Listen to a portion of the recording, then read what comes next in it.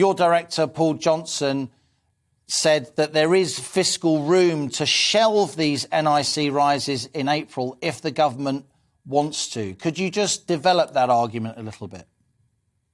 Absolutely. I think if the Chancellor wants to delay the increase in tax, he can do that for a year, for example, to help people through the crunch when prices are going up, energy bills are going up, and indeed other taxes are going up. It would cost about £12 billion to do that for a one-year period, and I think it's be pretty comfortable for the government to borrow that much more. You wouldn't have to cut back on NHS spending, for example. I think what would be much more difficult is to shelve it permanently, to get rid of the rise and never do it.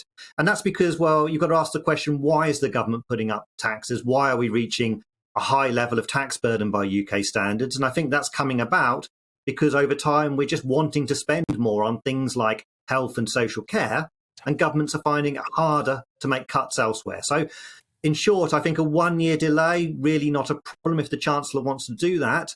I think what would be much more difficult for him would be to do a permanent abolition of this tax rise. Very interesting, Carl. Clearly explained as ever. What I just want to explore also with you, yes, you and I have been looking at the numbers, the tax revenues coming in. That's what the IFS does day in, day out. There is a bit more revenue, as you've said. On the other hand, if I was Chancellor Rishi Sunak pushing back, he doesn't want his tax rises shelved, that would make him look weak, then I would say, yes, Liam, yes, Carl, we have got a bit of extra revenue, but because inflation is higher, the government's got all this debt that's linked to inflation, that they are having to pay more than expected in debt interest, aren't they?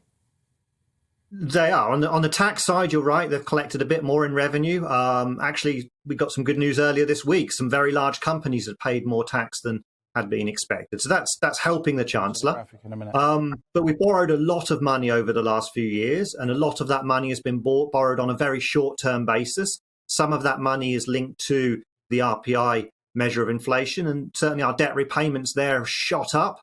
I think the second highest month ever of repayments was seen in December. That's certainly something the Chancellor needs to worry about.